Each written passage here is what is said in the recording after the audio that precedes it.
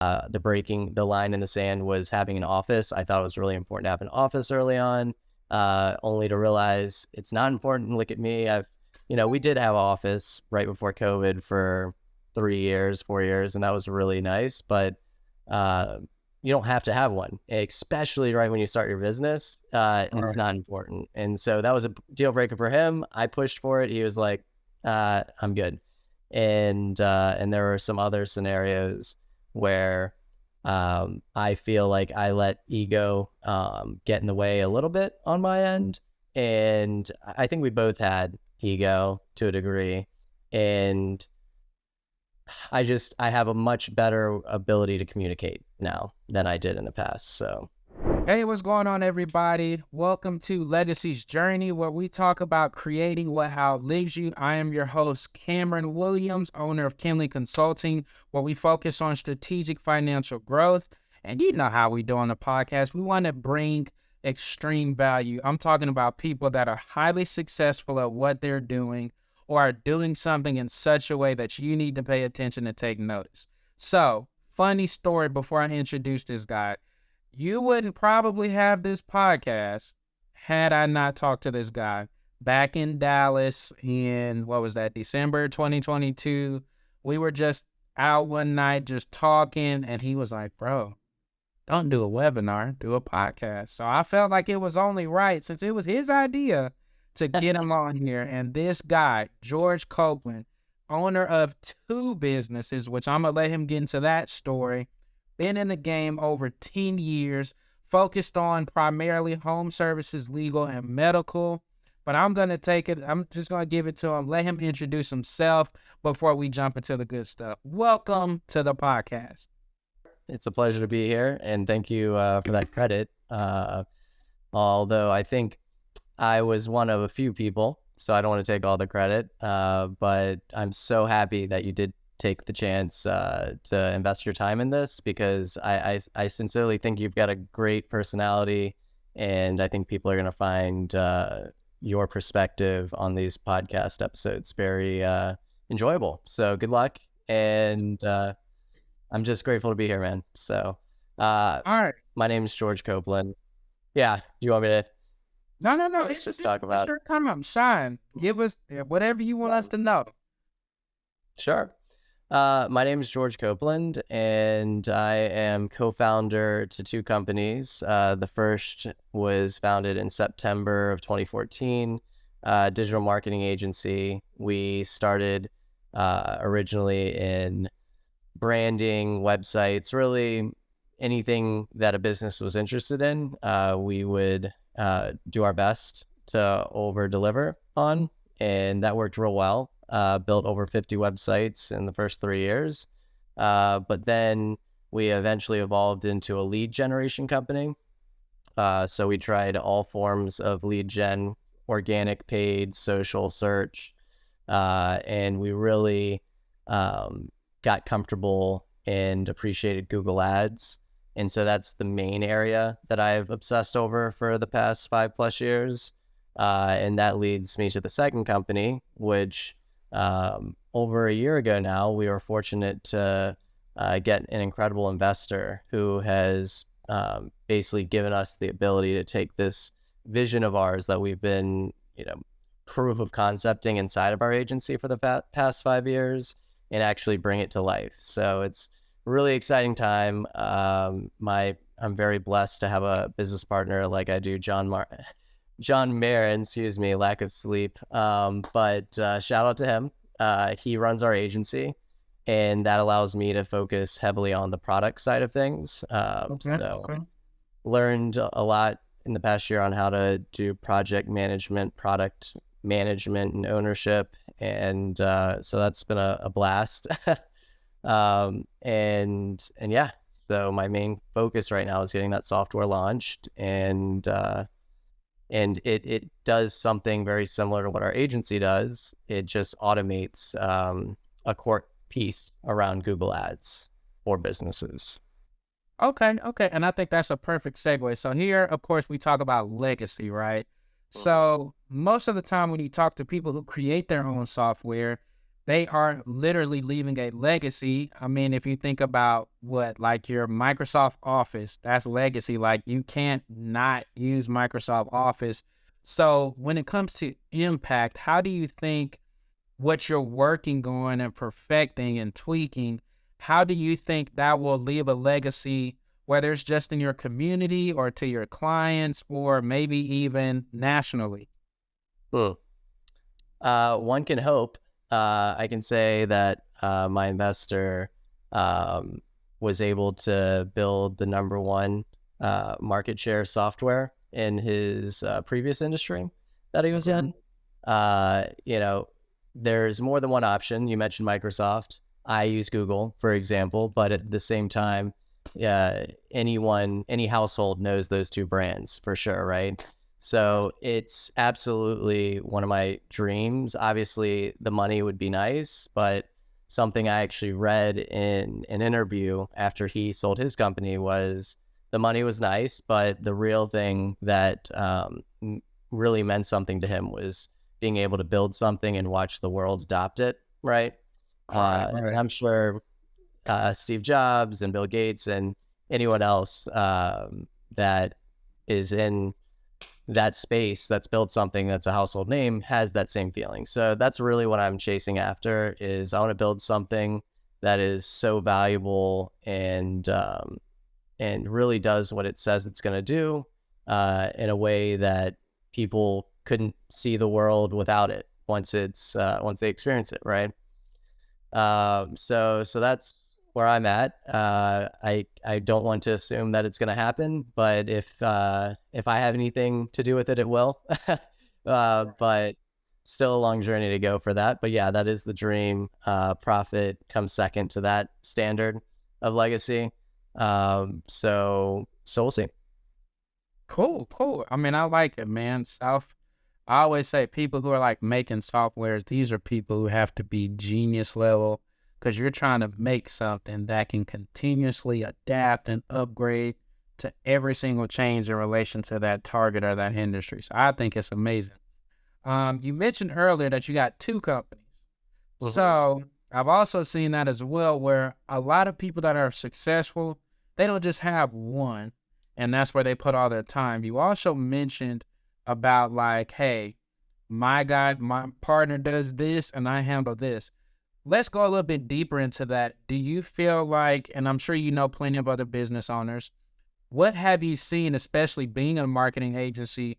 Would you attribute like having a great partner to your success?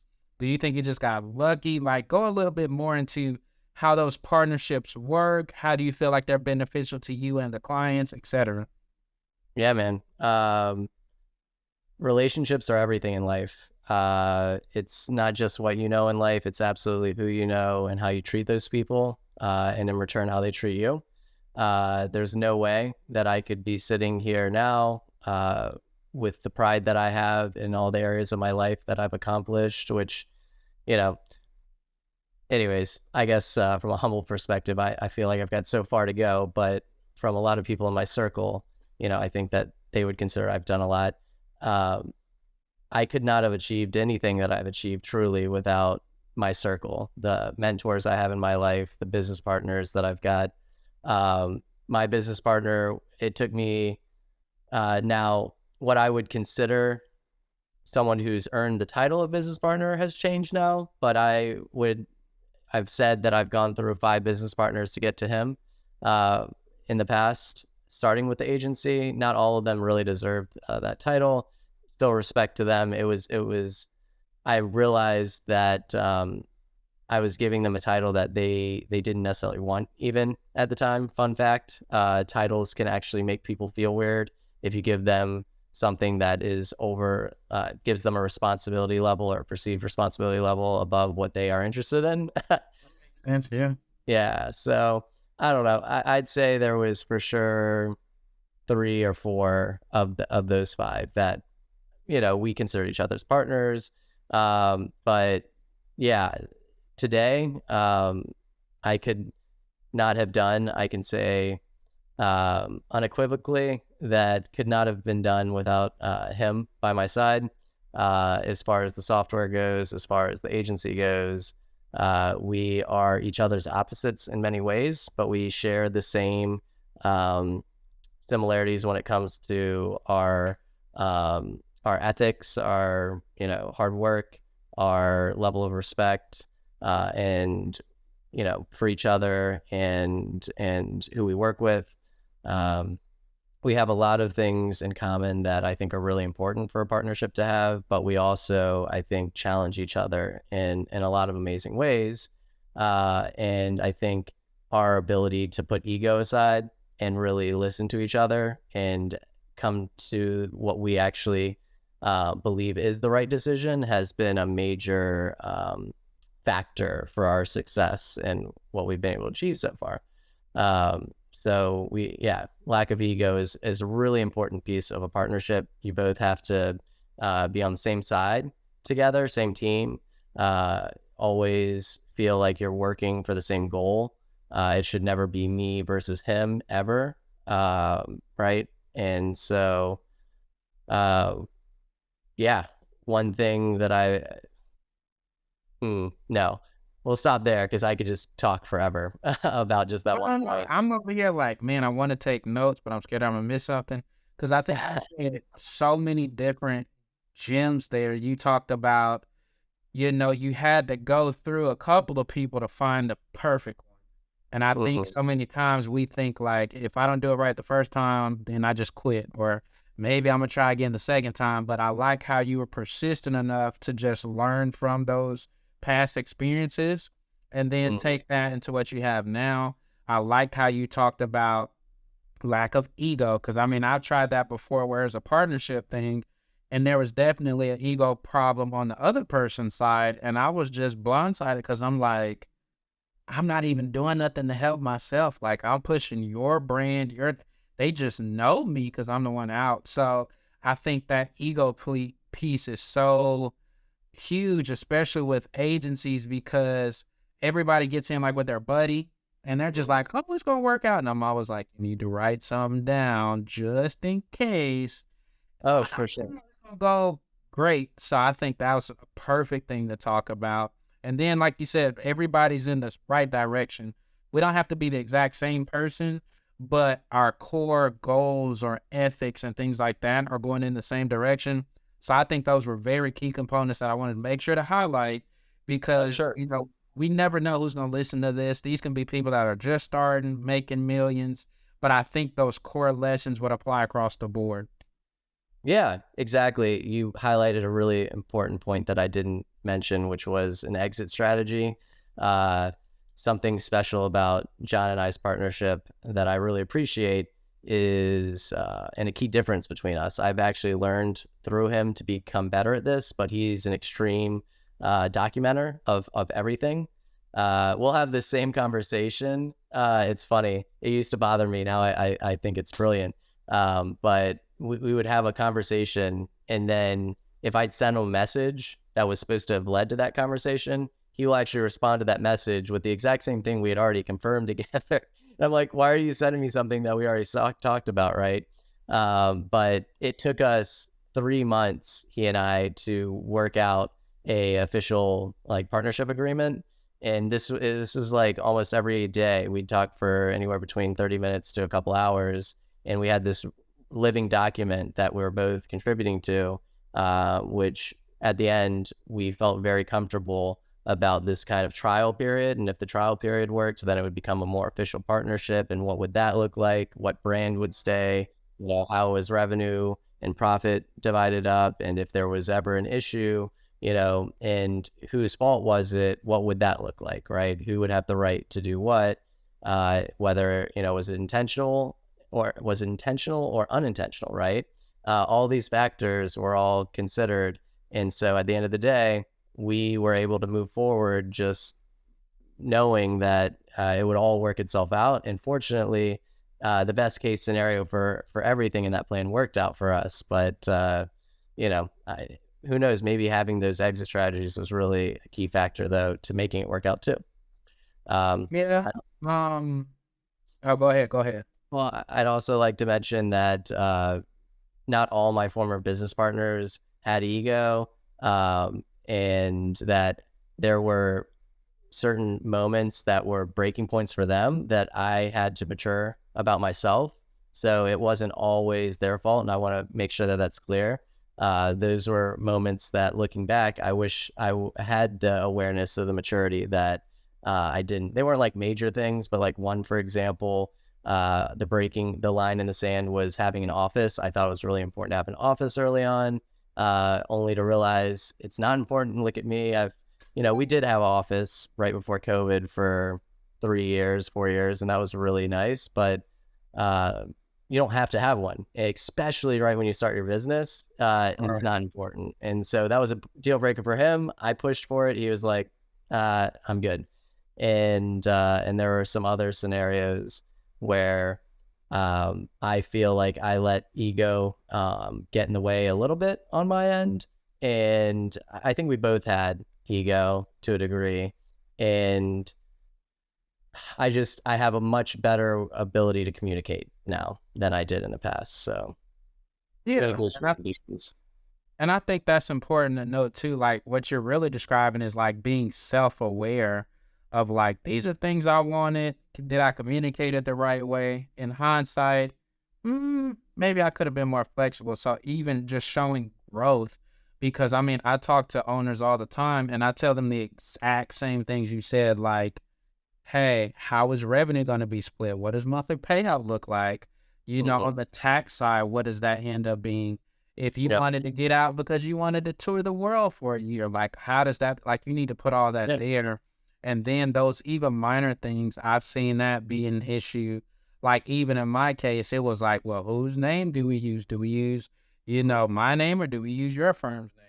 And things of that nature. So I think I think you still gave us more gems by highlighting how you had to eventually become more self-aware of yourself and what you wanted, and then being able to clearly communicate that to the point where like, hey, let's get this on paper. So if it doesn't line up, then we can start off. And I love how you said the trial period, because that's what we did. So luckily all our stuff happened on the trial period. And I was like, let's just try for like 5 months.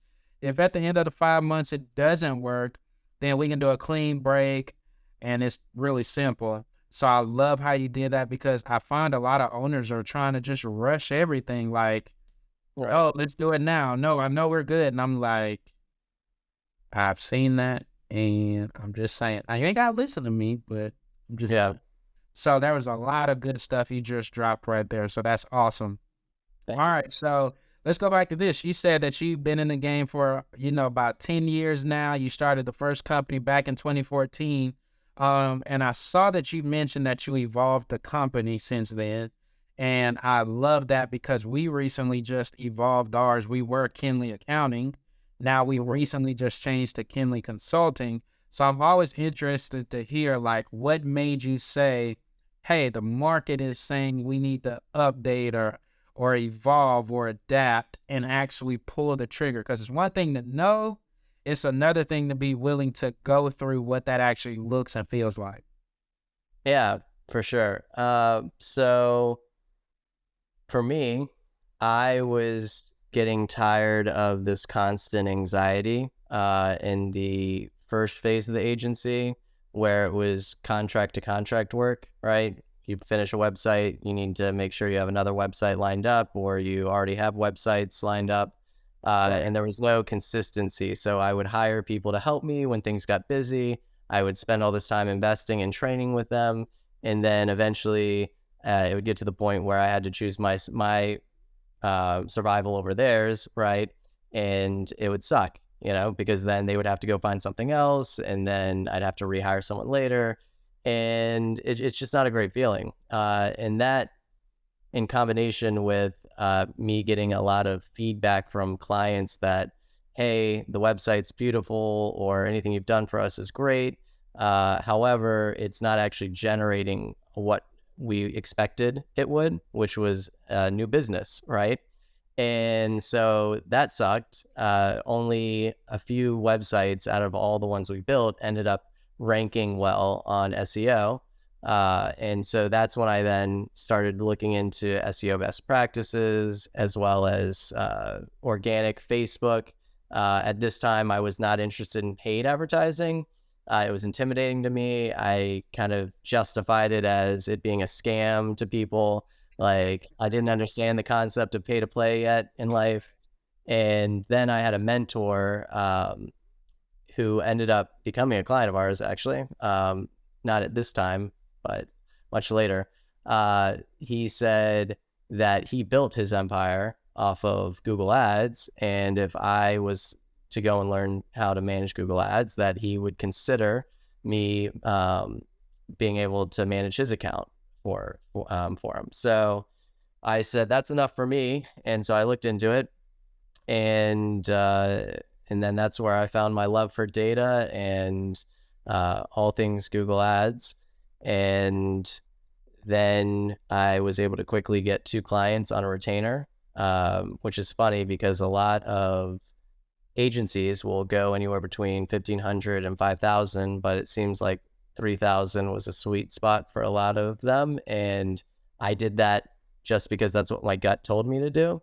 And then I then was able to get one full-time person, and then a third client allowed me for a second full-time person.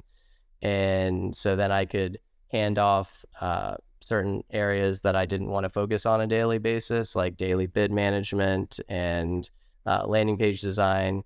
And that allowed me. I said, that's super smart. Keep going. Yeah, and so that allowed me then to focus on the customer relationship, the sales side of things. But I was very hands-on still with the fulfillment. Overly, actually, one major lesson I've learned in life is how to not micromanage, and how to instead lead and have people manage themselves. So that was and I'm still learning every day, but I think I'm getting a pretty good handle on that. And so then after that, that's when I actually met John, my business partner, and I didn't want to do sales anymore. I really wanted to focus on this software that I didn't realize was software at the time. I had just built a really fancy dashboard, first in Excel and then in Google Sheets, and that was the foundation of the software. And he had done something similar in his agency. And so then when we both realized we were working on something similar, and he wanted to focus on sales and I wanted to focus on product, it was a perfect match, But I don't know if I actually am answering your question or if I'm just going on a rant right now. No. What was the question? Now, it's so good to where now I'm just going to take notes. So, all right, let's highlight. See, you dropping so many gems. I want to make sure the people getting it. So one thing you said that I loved was you were doing it one way, and then you realized this isn't the best way for me and who I am. So you decided to add services. So at first it was contract. Then you started learning how you could add other pieces in to make a unique offer. And that's something that we push all our people to do. Whatever you started with is great, but is it time to evolve? Is it time to update? Can we create something new and fresh that maybe can separate you from everybody else? So I love that. The next thing you said that I love, you said once you got to that second or third person on retainer, you automatically started to hire so you can move to project management to keep your plate clean. And that's one of the biggest things we see hinder people is, they're geniuses, but they're doing everything. So you only have so many hours in a day. So I loved how you said you were so quick to let me bring on somebody else so they can help.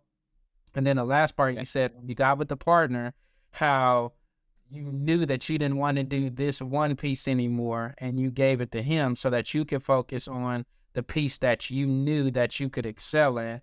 And it just so happened the piece that you gave away was the piece he liked. So it made for that perfect symmetry and allowed you to flourish in what you love to do naturally. So you think you're rambling. I'm just taking these notes so these people can understand the gems that's being dropped right now. Yeah. Absolutely. So, okay, I would hope that people got a good understanding of finding the right partners, evolving and adapting. So let's kind of switch a little bit to kind of what lessons have you learned? So I would ask the question, what are 2 or 3 practices that you do on a consistent basis that you would say contribute to the level of success you are currently at? I mean, I see the weights behind you, so I'm guessing working out is clearly one of them. Not as much as you'd think. Early on, yes. Actually, right around the start of my company, yeah, one of my core mentors in life is a very big weightlifter, and the only time that I would get with him was in the gym. And so I committed to 2-a-day workouts so I could, wake up early, and it was mostly cardio and abs in the morning. Now it's actually he's flipped it, but cardio and the abs in the morning, and then we would work out together in the afternoon around 4:30, and we did that for almost 5 years. And it was a big deal. Basically COVID is what broke that. But it definitely contributed to your mind. I could tell, when I was and wasn't doing it. It definitely improved self-confidence, and there were a lot of people around me that were like, how the heck are you able to keep up with the schedule with all that you're doing? And honestly, I don't know. I've sacrificed a lot. I think that willing to sacrifice is one, ongoing virtue you have to have as a entrepreneur, depending on to what degree of an entrepreneur, I guess you'd be. But for me, I don't have any other option in my mind but to succeed. So that is what I have to do. And sorry, I just got interrupted. Hold on, sorry. You can come in if you want. I'm just doing a podcast right now, so I gotta, yeah. So no option but to win is one key aspect of that. And so what that consists of is never letting people get in the way of your necessity to do any action that you feel is the right action to move your business forward, right? So I've had to sacrifice a lot of time with my friends, like the one who just walked in, going out at night, hanging out. This past weekend, I was supposed to be at the beach, but I had such an intense week, and I hadn't taken a weekend off in a while, that I knew if I went another week without giving myself a day to recharge, that it was going to be a disaster. So I spent all day in bed Saturday, recharging, as opposed to going to the Outer Banks with a whole bunch of friends. And so finding good friends that support you in your journey is important. And I don't know if it's necessarily about finding them as much as you discover who the real ones are in your life, right? Because the ones that are trying to manipulate you for their personal enjoyment are not the ones that you want to keep around. You want friends that are going to want to see you succeed as much as they want you to succeed as much as you want them to succeed, right? So surround yourself with a bunch of positive-minded people. My friend who just walked in, Alan, actually takes more advantage of this gym than I do. He trains people here. I support him with his personal training business, and he's always supporting me with mine. So what are the three traits? I know that's the answer or the question. So I'd say one is for sure constantly being willing to sacrifice whatever you need. Another is putting in the work, which I guess is kind of the same concept in a way. But maybe you don't have to sacrifice anything, but you still have to do the work. Like, do not cut corners is something my mom taught me in life. Do the right thing. And I guess along with that is do the right thing, right? So just because you put in a ton of work doesn't necessarily mean that it's in the right way, like for the right with the right intention, right? So you really, it's it's a cliche, but some of the biggest entrepreneurs have said, you just need to find uh, someone's problem and solve it for them, right? And that's how you become successful in life, is you just do that over and over again. Like, you become a millionaire by helping a million people, right? Those types of sayings. Mhm. And so what I've found is if you just go above and beyond to help people, when you're small in business, you have a lot of time, right? So use that time to give it to others and give value any way you can. And then your brand, your reputation, your value is going to improve. You're going to refine yourself over that period of time. And then you can start to write your own check, right? But you really want to leverage every moment you have to benefit others. And I will just add one extra tidbit in there. Do not obsess over trying to figure out how perfect your brand looks or how to operate, creating all these standard operating procedures starting out. I would actually keep it really simple and document as you go, but don't try and pretend like the perfect recipe for how to build or manage a business from day one. I tried to do that. I was obsessive over it. It was that aspect of micromanagement that I had to get over, where you feel like you're being super productive. I spent so many days like creating all these different documents that I thought I was going to use, for managing my clients and all these things. And it was just a giant waste. I mean, I learned in a way. That's how I learned. My investor actually says he likes to ask me, do I ever do anything the easy way in life? So I don't know. I guess I've still got some things to learn. And that's cool because I mean, we all have things that we're constantly learning. Again, dropped a lot there. You talking about doing stuff the right way, doing it with the right intentions, not cutting corners. Um, I mean, there's a lot in there. Yeah. You said the gym. I don't know if you still hit. I mean, now you still go to the gym, or you just don't do the 2-a-days anymore. So every once in a while when I need some advice from that specific mentor, I know where he's going to be, every morning. And so I'll hit him up the night before and say, I'll see you in the morning or something.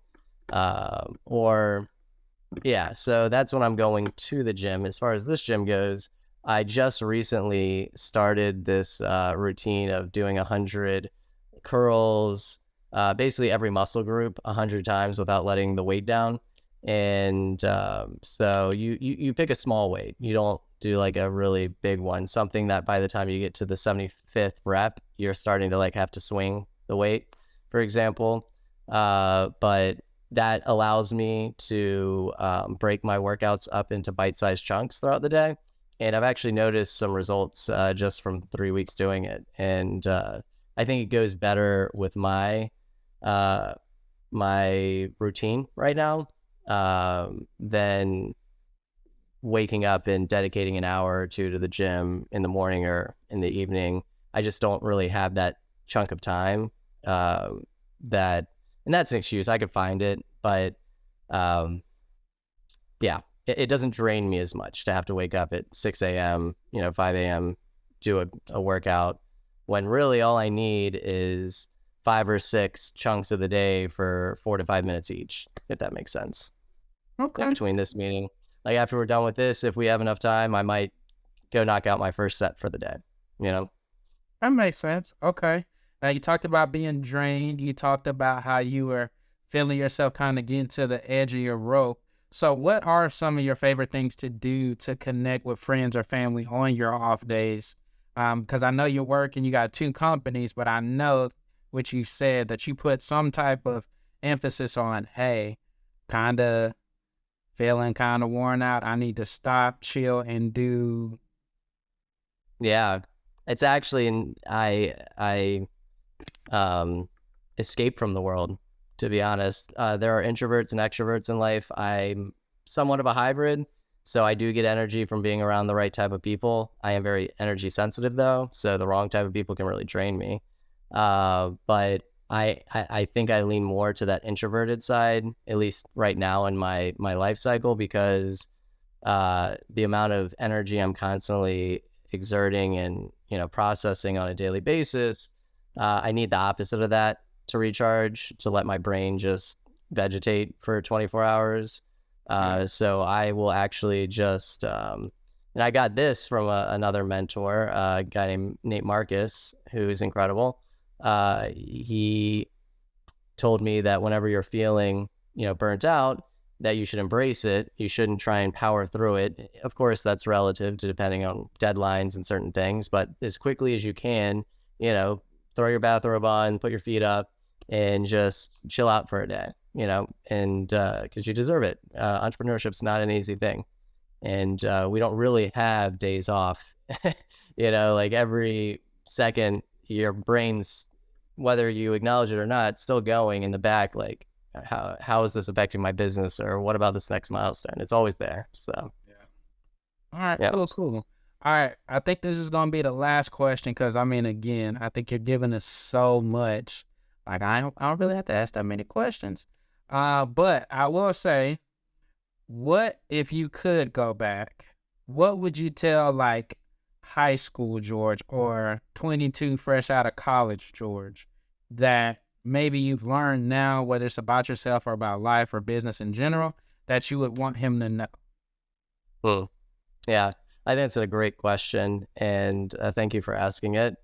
And I really actually want to know from you, by the way, after I answer, going back, how you are able to, relax and rejuvenate, because I know a lot of people have kids. So I'm sure you'll ask other people with kids that same question, but I personally would like to know so I can be prepared one day. But anyways, so going back to high school or college, I would say a lot of the things I've said in this conversation already, right? I would say, do not obsess over the details, as far as like creating all this documentation and making it feel all official. Like so many templates I've created in the past that I just didn't reuse, right? But in that same breath, I would also tell them to not to keep things simple. Maybe instead of moving 2 steps at a time, take 1 step and pause and breathe, and then take another. Because like if you look at my Google Drive right now, it's a complete mess. And in my next business, whatever that looks like, I know, or at least I hope that I'll take my current advice, which is, keep systems really simple, build on those systems, but do not step away from one system just because you think you've got a better one all of a sudden magically. Like take that, acknowledge how you want to improve it, improve upon it, or move to the next thing and then get rid of that old thing. Like, don't just create this graveyard of a mess. I guess it depends on who you are. Like, they do say geniuses operate in chaos or whatever, but I think that's relative. So that's one piece of advice, is just keep systems simple. Don't create a million of them and overwhelm yourself. I think it'll really motivate you, or keep you motivated and keep you refreshed by not, it's like a house, right? If you don't get rid of the mail and you don't clean and you do all these things, like you walk in, you're like, oh my gosh, I'm overwhelmed. But if you just keep all your systems on a daily routine very simple, I would go back and tell my person to do that, which is ironic because I really can start today, and I have improved a lot, but it's really hard to go back, especially when you're in the grind day to day. Like, yes. I've had clean out my drive on my to-do list for literally like 3 years. It's just never happened at this point. And so that's a big one. And then I would say, ironically, I would, I mean, it's hard to say to change anything, because I just feel so blessed to be literally where I'm at this present moment, with the investor I have, with the partners I have, with the experience and the journey that I've gone through. And I just feel like I've got the best support system ever, from a professional and personal standpoint. And I feel like God, or the universe, or whatever you want to say, has given me like just this immense amount of challenge, or difficulty to go through, but never given me more than I could swallow. But for sure, as much as I could handle, and I'm grateful for that. Um, and maybe focus a little more on sales. It's hard for me because I'm just such a fulfillment minded person, such a product value, quality minded person. It's really hard for me to say this, but of all the people that I've seen come up with me, and I've just studied a lot of people's growth, they always seem to put sales first at the beginning of their business, and they obsess over how do I build my avatar? How do I approach that avatar? How do I build a list, right, and convert that list into clients? And then it seems like they build the plane on the way down, right? So they get up in the air, or they've built this, they jump out with all this potential business that they could retain, but they don't know how they're going to yet. They've sold them, but now they have to figure out how to keep that thing flying. And I'm the opposite. I'm like, I want to build the ultimate fighter jet before I even test fly it, and so there's pros and cons to each. Fortunately, I found an investor who thinks like I do. So the reason why it's taken so long to get our product to market is because we're obsessed over the building the best, go-to-market product we can, as opposed to just building something basic and more sales-oriented that doesn't really fulfill so much. So I am extremely blessed because I think those are much rarer types of people to find in life. I think it's much easier to find that sales-minded person, which a majority of the marketing industry, unfortunately, is, I'll say.